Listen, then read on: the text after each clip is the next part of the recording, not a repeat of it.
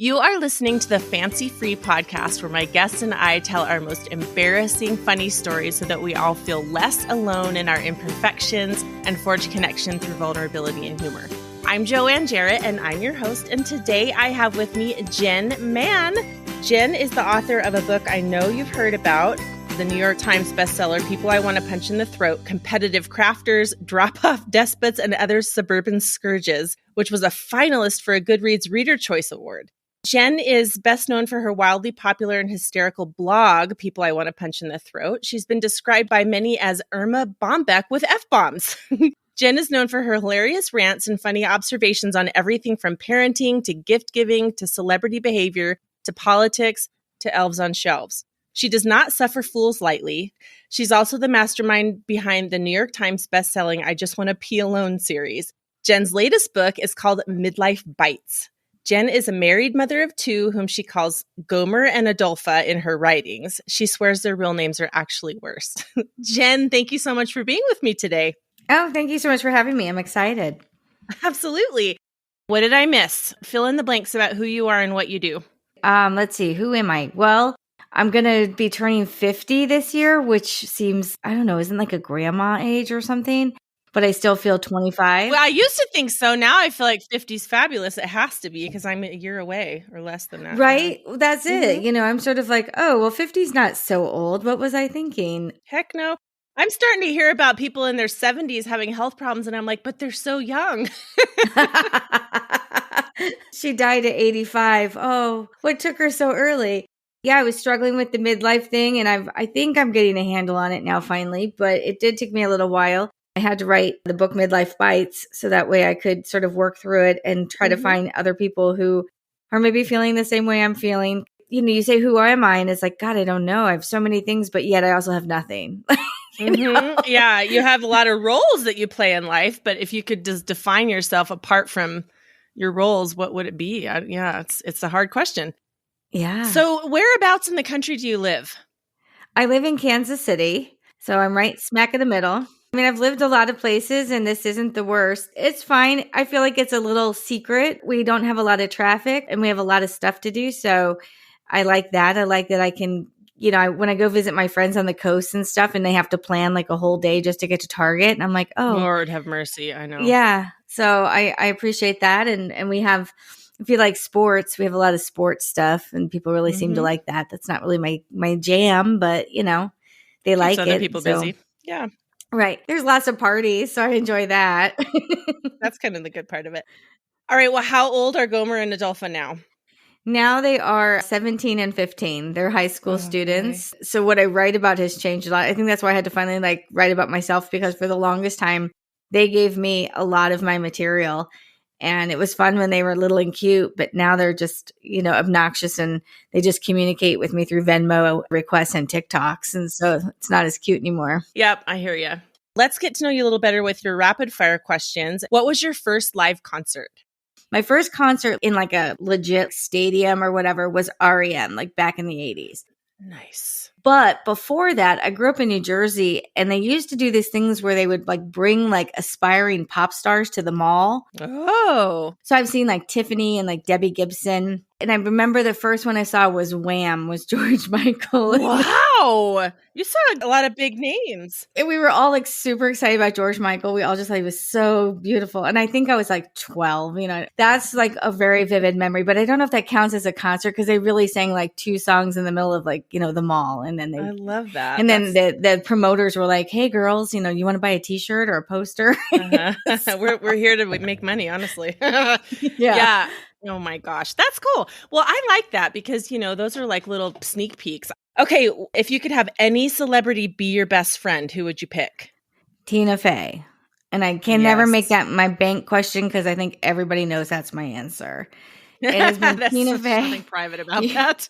Right. Yeah. There's no secret. Like my mother's maiden name, I don't know. But my favorite celebrity crush, Tina Fey. Like I pretty much have been stalking her for the last 10 years. And I'm trying to get her to go out for hoagies with me, but we haven't connected yet.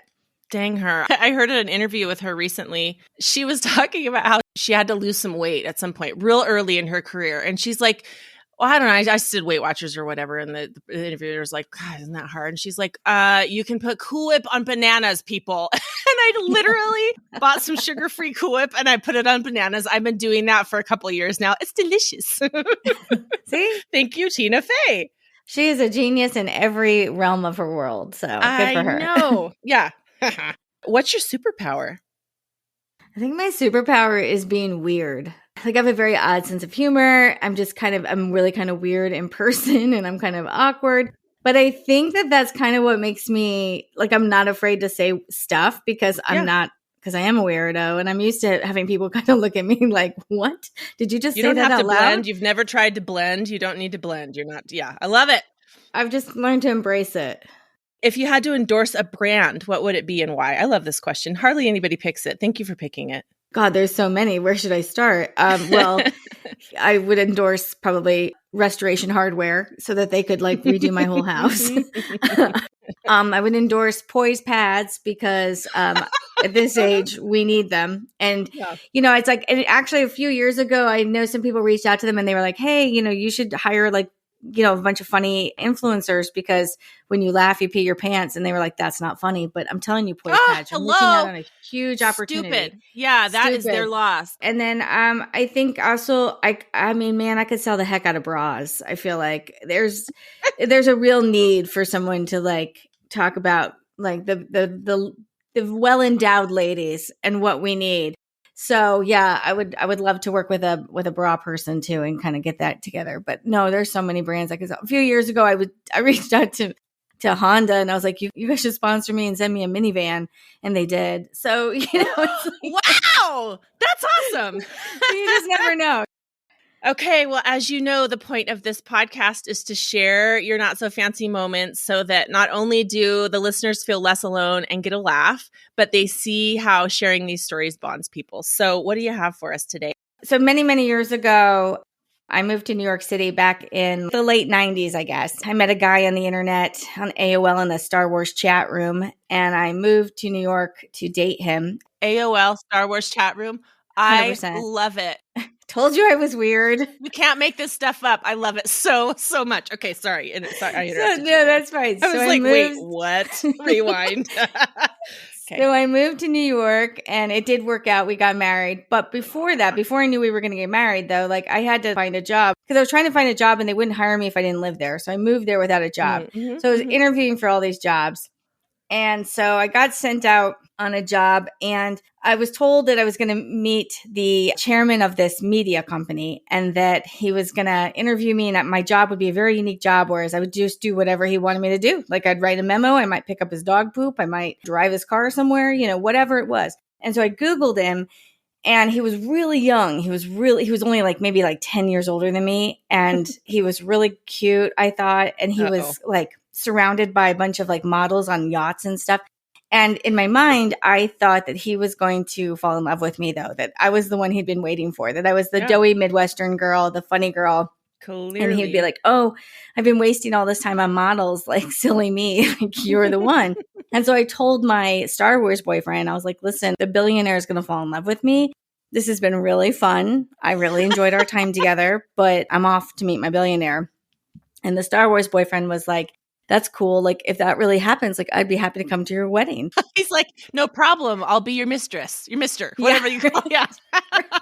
So I went off to this interview and I was meeting with representatives from HR and I was nailing all the questions. What do you like to do for fun? And I was like, I like to collate. What's your greatest weakness? And I'm like, I work too hard. I can't leave work at work. I have to bring it home with me.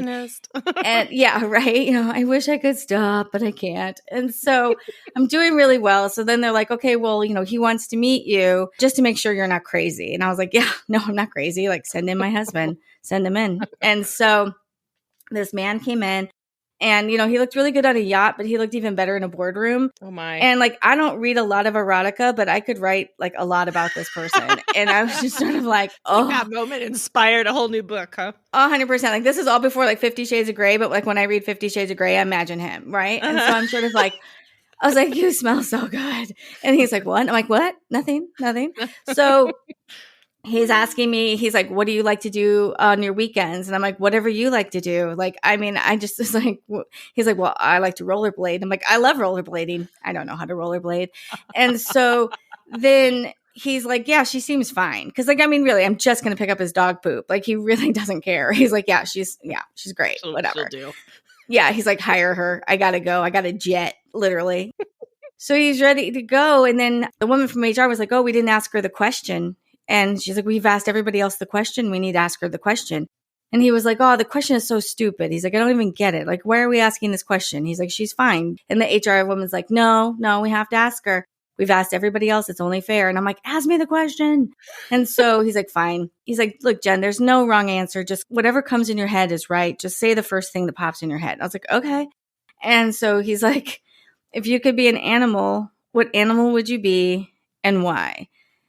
What? And I'm like, this is hard. And so this is all in my head. I'm thinking like a dog because I'm loyal, like a bee because like I work hard, like I can work with the hive, like an ant because I'm strong. Like, what am I supposed to say? And I'm thinking, no, my future husband said I can say whatever pops in my head. There's no wrong answer. And so the first thing that popped in my head was koala bear. And so I said, I'm a koala bear.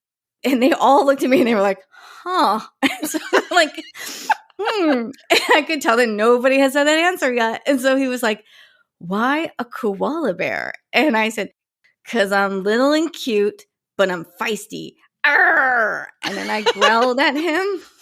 And then I did like shooter fingers at him. And I was escorted out of the building. No! Oh yeah, I did not get that job. You blew your interview. I can't believe it. Well, they're lost. Your husband rejected you because you're a koala bear. What is wrong with that man? Truly, he was not meant for me, I guess. Oh my goodness.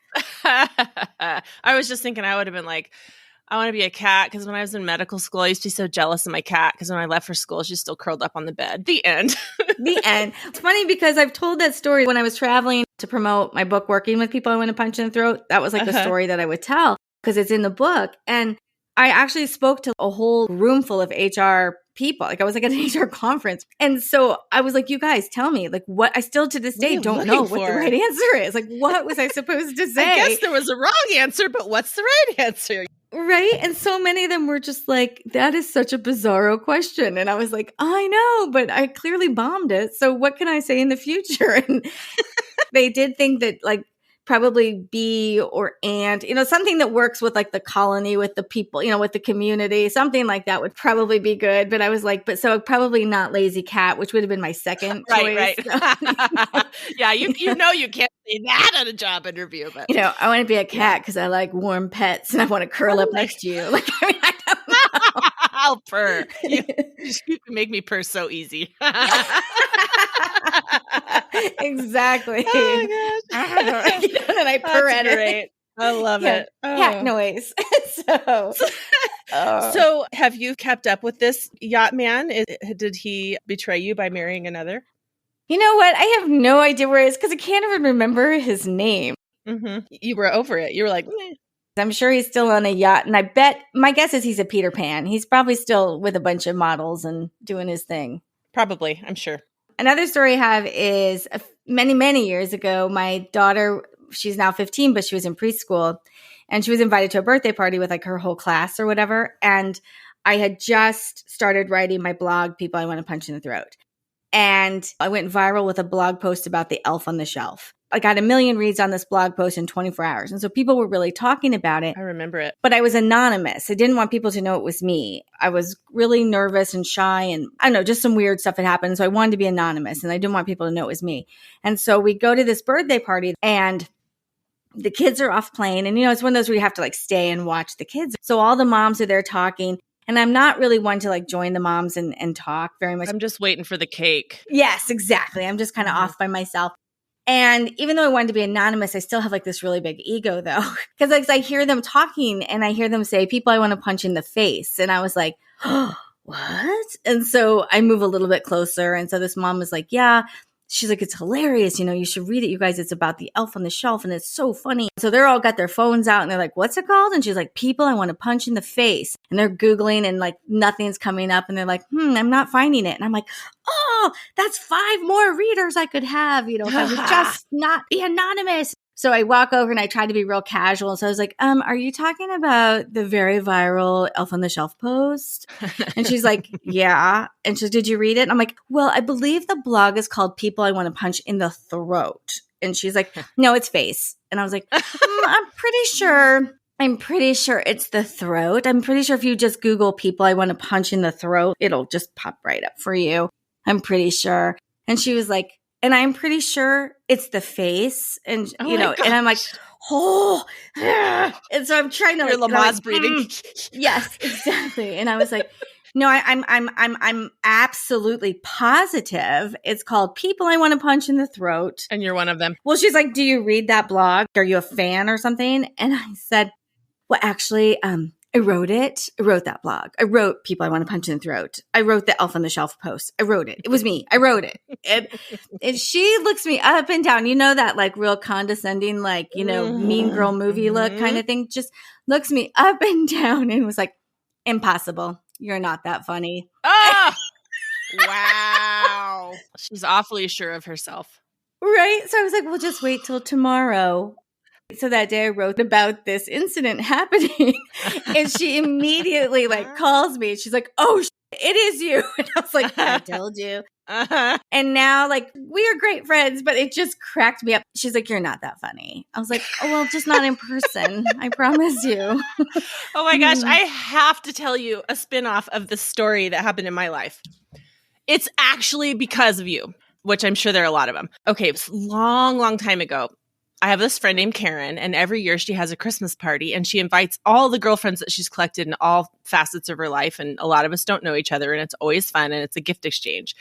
And when your number comes up, she has something that she wants you to say to the crowd. And a couple of years before the one I want to tell you about, and it was tell your most embarrassing story. And it's literally one of the inspirations of this podcast. And so I just died. And so I was so excited to go to the party the next year. And the next year she said, tell the story about people you want to punch in the throat. And I was like, what? But so many of us got like stuff off of our chests, and it was so much fun. I mean, it was so much fun. My story was I was in the drop-off line at school, or no, the pickup line. So we're sitting there. And it's one of those things where if you don't get there early, you don't get a spot for your car, and you're way out on the road, and your kids are little, and you don't want to walking out there or whatever, blah, blah.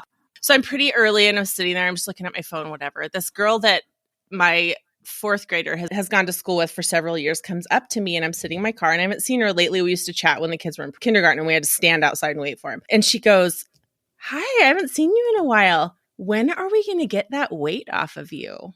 And I was like, what? And it was because she was selling the pink drink, which I did not buy. Oh, but, I would be like, can you just go stand in front of my car real quick? Oops, it went into drive. My bad. Yeah, so I did want to punch her in the throat. So that was my story. And all of my loyal ladies who had told me their most embarrassing stories the year before were like, oh my gosh, what is she talking about? Blah, blah, blah. It was so cathartic. Like so, my jaw is on the ground right now. Like, can you? Oh my! I know. Oh, like you're I don't think she sells pink drink anymore. Yeah. Oh, I'm hot right now. Thank you. She would get it like with both barrels. No, no. That's not okay, lady. There is a better way. I know, exactly. I'm like, her marketing skills have got to improve or she's going to go hungry. She won't need pink drink. Right? You're going to starve. It's fine. Oh, when are we going to get that weight off you? Oh, I will never, ever forget that. Never. I would have just been like rolling up the windows. Like, finger to the window. Just be like, bye. Goodbye. Good talking to you. Oh my gosh. I don't even remember what I did. I had a conversation with her after that because I'm a peacekeeper. I'm like, I'm not going to make a big deal of this. I'm just going to tell this story from the next 20 years. Yeah, You're like, crazy. I'm deleting you from my life. Thank you. Just lost 128 pounds. It was you. Bye. Not from the pink drink. That is crazy. Yeah, totally bonkers. And all my girls who had people they wanted to punch in the throat had my back so good. It was great. Yeah. I loved it. So that party was so much fun. So thank you. I mean, there's no way that was anything but inspired by you. Oh, that's awesome.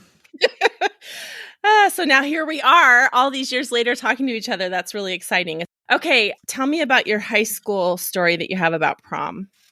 Oh, that one's sad. Mm-hmm. Okay, so here's the thing. So many of my stories, like I think you have to look back over time and they're funny now. They were sad at the time, but now they're funny. Being able to laugh at yourself is a life skill we're trying to promote, so it's okay. Exactly. Sometimes I'll tell some of these stories and people will be like, oh, I'm sorry. And I'm like, no, it's okay. We're supposed to laugh now. It's fine. Like, so this is one of those stories. So back in high school, I had moved to a new town and I didn't really know a lot of people.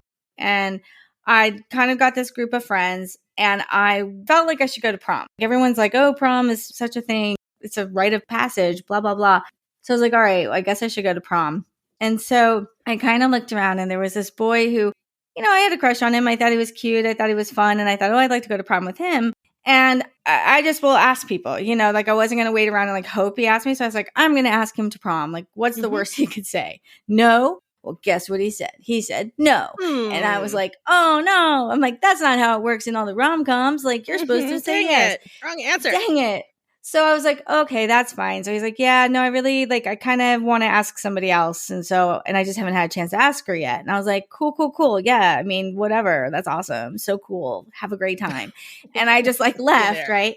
And I was like, if you need any help, let me know. And so he asked this girl to prom. And maybe a week before prom, in those days, my mom had a really cool convertible car and everybody knew she had this car. And it was a very unique, amazing convertible car. And I was not allowed to drive this car kind of thing. And the week before prom, he called my house and I answered the phone and I was like, hi. And in my mind, I'm thinking oh, it's happening. That girl dumped him, you know, or he dumped her because he realized I'm the one. See that this is a common fantasy I have. So I'm just sort of I'm the one. And so I was like, hey, what's up? You know, and he's like, hey, is your mom there? And I was like, my mom? I was like, you don't have to ask my mom if you can take me to prom. You can just ask me, you know? So I was like, sure, hang on a second. So I give my mom the phone and my mom, I could just remember seeing her face. She's listening. Her jaw drops open and she was like, absolutely not. And then she just hung up the phone. And I was like, what just happened? And my mom was like, he called and asked if he could borrow my car to take the other girl to prom. And I was like, what? So she's like, the balls on that kid, you know? See, Jen, you dodged a bullet. This kid is clearly delusional. She's like, how dare he? You know, I am offended, you know? And so we just have always laughed about that. We've always just been like, that dude, like we always say, to have the balls of that guy to be you know, I know what I'm going to do. You know, I'm going to call that girl who I rejected. I'm going to ask her mom, can I borrow her super hot car and take my other girl to prom in it? There's so many leaps that he had to take that include self-confidence that he had no right having. That's so crazy. Let us all have half of that confidence in our lives when we walk into a situation. You know, crazy. I mean, he was like, what's the worst could happen? She could say no. So I'm sure he was like, cool. All right, bye. Well, your mom gave him a little dose of his own medicine. She did. I love it. Oh my gosh, that's so crazy. Yeah, that's exactly what I'm talking about. That kind of story. Yes. It's like if you're still hurting over that, we won't talk about it. But if you're ready to laugh at it, bring it on. Yeah, but so many people will be like, I'm so sorry he did that. And I'm like, oh, it's fine. He's living his life. I'm living mine. He's fine. It's like one of our favorite family stories. Oh, yeah. Let us all have his confidence. Oh, gosh. He inspired us all. Wow. Okay, now talk to me a little bit about your name. Are you Jennifer or are you Jen on your birth certificate? I am Jenny with an adorable I on my birth certificate. Oh, wow. Your mom's creative to boot. She drives a cool car and gives cool names. Right. I know. Well, I think my parents, it's like Jennifer is only the most popular name for 20 years. I think you can't, swing a dead cat. Like, there'll be nursing homes that'll just be for Jens. Like, there'll be so many of us. They'll be like, this is where all the Jennifers live. All the Stephanies are The next Heathers door. are over here. Yeah. My parents were like, we wanted to give you a unique name. And I'm like, so you picked the most popular name that was the most popular name for 20 years, but you just put an I on it? Like, what? So yeah, that's what they did. And then I feel like they kind of like cursed me that, like you went to med school, like you're Joanne. Like that's like, you could be Joe, you could be Anne, you could be Annie, but no, you'd never come in like to a doctor's office and then just be like, I'm Jenny, I'm Dr. Jenny, and I'm here to take care of you. Like no one's gonna trust that take woman. You seriously. Yeah. No, they ruined my whole chance of med school, so I couldn't do it. Dang it. Another bullet you dodged, by the way. Seriously. Well, and that was it. When I went after college, I decided to shorten it to Jen. So that's kind of how you know how people know me. So if they call me Jenny, they've known me pre-age 18. And then when I got to college, though, I mean, I went to a very small college. There was only like, I think 1,500 kids or something, but there were like 4 Jennifers in my dorm on my hall. And they'd all been there before me. They were older than me. And so there was like, Jen S, Jennifer K, and so when I got there, they were like, Jen Mann, that's your name. And so for all 4 years, it was all one name, just Jen Mann. Hey, Jen Mann, what's going on? Hey, Jen Mann, where are you going? So that's just my name. As a side note, when I was really little, I had a best friend named Joe, and his name was Joe Mansfield. Hi, Joe Mansfield. I completely lost track of him, but so they called us Joanne and Joe Man. So you could have been the third. It would have been Joanne, Joe Man, and Jen Man. Oh my gosh. So cute. I get a lot of messages from people, and I had like a Facebook Messenger message one day. And this woman's like, oh, hey, I just read your story about Beyonce. And she's like, and I'm so glad you wrote it. And I had written a story about Beyonce when she gave birth, and I had talked about like NICU babies and stuff because I had a NICU baby, and it was like this. It was actually kind of like a serious post, and I actually got like a lot of hate from people over it. And so I was just like, oh wow, you read the Beyonce post and you liked it, what? And so she's like, yeah, it was hilarious. And I was like, the post about NICU babies, like what? And so I'm like, I'm sorry, which Beyonce post did you read? She's like, your Beyonce post. And I even just went out today and bought a metal chicken. And I was like, oh, the giant metal chicken Beyonce. And she was like, yeah. And I said, oh, yeah, so that's not me. That's Jenny Lawson. Jenny Lawson writes the blog S, and she wrote the giant metal chicken. And she was like, oh, you're not the blog S? You're not Jenny Lawson? And I was like, no, I'm not. And so she's like, oh, I'm sorry. I got confused. She's like, that's right. You wrote Bitter is the New Black. I love that too. She's like, that was a great book. I really loved it. And I laughed so hard. And I think you're so funny. And I follow you on social media, and you and your husband and all your dogs, you guys are so funny. And I was like, that's Jen Lancaster. And again, she's lovely and I love her to death, but that's not me, And so she was like, oh, she's like, wait. No. I know who you are. You're the lady who does the cake wrecks, who does the really funny cakes that turn out bad. And I was like, nope, that is another Jen. And you're right. She does cake wrecks, but I'm not Jen from Cake Wrecks. So I was like, would you like a hint who I am? And she was like, no. She's like, no. I got it. You write fiction, good in bed. And I was like, that is Jennifer Weiner. And so I was like, I am none of these Jens. And so she's like, but your name is Jen, right? And I was like, yes, my name is Jen. And so she's like, okay, I'm sorry. Give me a hint. Yeah, tell me who you are. And I was like, I'm Jen Mann. I wrote people I want to punch in the throat. And she goes back and she goes, oh, you're people I want to punch in the throat. Oh, yeah, you. Oh, you're my favorite. Oh, I love you. And I was like, you're very kind, but it was nice chatting. Like, we should probably part ways. I was like, I wonder if they ever get my mail. Like, I get everybody else's fan mail. This sucks. I was like, you guys have really nice fans out there. They really like you. Yeah. I figured out recently why actors give themselves different names. I mean, I guess there are a lot of reasons, but one of the reasons is because if you register with SAG, you have to have a unique name, like a unique brand kind of a thing. So then people are like, oh, if there's already a Jen Smith, I have to do a different name, So then they get all creative. So what would your SAG name be, do you think? Like, what's your dream name? I don't think I was prepared for this question. Hold on. No, I'm just like throwing it out there. I don't have an answer Yeah. for it either. So if you happen to have one, like, let's just put it in your pipe and smoke it for a sec. Let's see what you come up with. Right? Let me think about this. It definitely would not be Jen because Mhm. like I think there's a lot of us. She's And I over would it. love to do like a one name thing, like a Cher, Yes, yes. like a Madonna, like Uh-huh. The Rock. Like I don't know. I knew a girl when I was young named Electra, and I always thought, thank Ooh. God I didn't get named Electra because there's no way I could live up to that. But she's like gorgeous model material. I'm like, such a good name for her. Yeah. Well, and that's the question. Like, do you live up to the name? Like, if you gave a baby the name Electra, she has no Right. choice but to live up to. Would she still be the same if you named her like, Debbie? Like, would she Yeah. be the same person? Totally I true. don't know. And like what the pressure of giving somebody a name like Harmony or Harmony. I have a good friend named Harmony, and she she's lives up seriously to harmonious. it. Awesome. Yeah. Yeah. I would want something edgy, like Mhm. I don't know. I would want an X in there somehow. Yeah, Zeus, I was thinking like, but it can't be Zeus because that's taken, but something like that with an X or a Z or Or Z. Yeah. Something that you have to really like you really got to like pronounce it. Uh-huh. Yeah. I heard a story by the gal who came up with Spanx, and I don't remember her name off the top of my head, but she said one of the reasons she called it Spanx is because she did some research and like names that have end in the X sound are unforgettable. So it has to be like maybe your name could be Jinx or something like that. Jinx. I like that. I could either be a stripper or a writer. Nobody knows.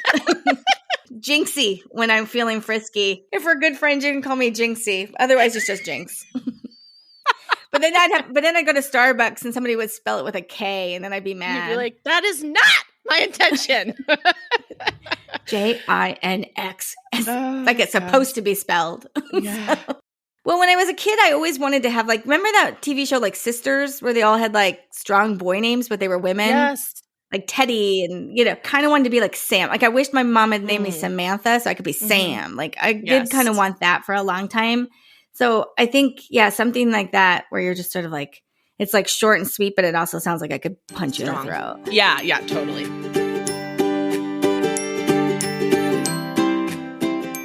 Tell me what you're excited about. Tell me the most recent exciting thing in your life and what you're looking forward to. Well, I think right now the most exciting thing is the fact that I finally have a copy of Midlife Bites in my hand. I have been working on this book for over 2 years and trying to write it during a lockdown in a worldwide pandemic, and to be funny and all that kind of stuff was tough, but I'm so glad it's here. And then just this week, I just got back. I had my first ever destination book signing in Las Vegas, where I had invited my readers to come to Las Vegas and hang out and have a party there.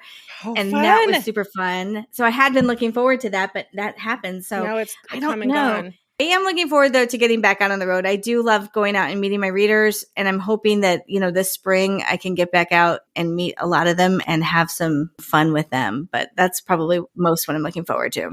Okay, what is the best way for people to make sure they know where and when you're going to be? The best way is probably to subscribe to my newsletter, which you can find on my website, which is jenmannwrites.com. And it's Jen with one N and Mann with 2 N's. And you can also follow me. I'm on all the social medias, and you can find me usually either through Jen Mann or people I want to punch in the throat. Awesome. I will link to every single one of those in the show notes. So you guys, if you go to fancyfreepodcast.com/episode 137, then you can find all the places to find Jen. Okay, if you could define, besides the title, what people take away from your most recent book, what would it be? I think what you'll take away from Midlife Bites is that what you're feeling is completely normal, and you are not the only person feeling this way.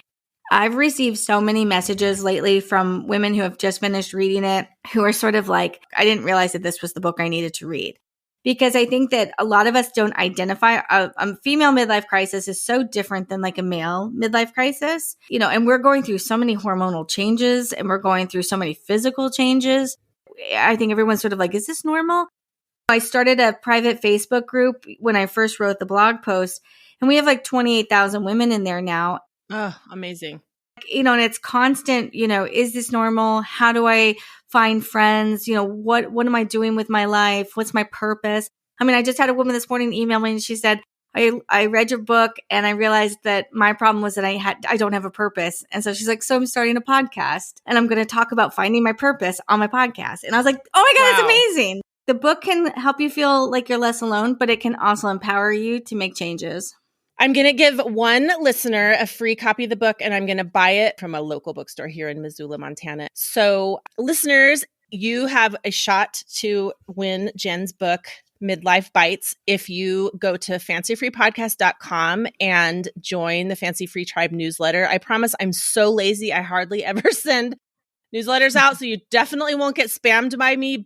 March 1st, I will let you know who the winner is of this book. So I'm excited about that. And I will send them a signed book plate that they can put in it. Ooh, oh, that's so exciting. Yippee. Thank you. That's awesome. Yeah. Woohoo.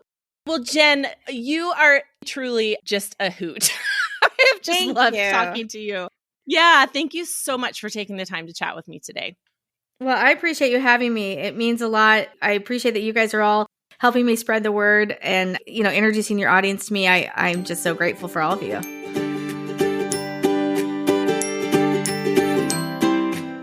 Oh my gosh, you guys, that was so much fun. Remember to follow the show wherever you're listening right now so that new episodes pop into your feed each week. If you have a story to tell, email me at notfancy@fancyfreepodcast.com. And if you want more connection, laughter, and sharing, join the Fancy Free Facebook group. I'd also love it if you tell at least one friend about the show this week. If this show makes you feel less alone or makes you laugh, then share it because we would love to get into more listeners' ears. Also, if you use your code FANCYFREE at checkout at Shelfie Shop, you will get free shipping. And just to remind you, if you like to rip your bra off at the end of the day, but you need a little bit of support and coverage and like really, really cozy loungewear and pajamas, check out Shelfie Shop. It's made just for you at SHELFIESHOPPE.com. Have a wonderful week, and remember, no one is as fancy as they look.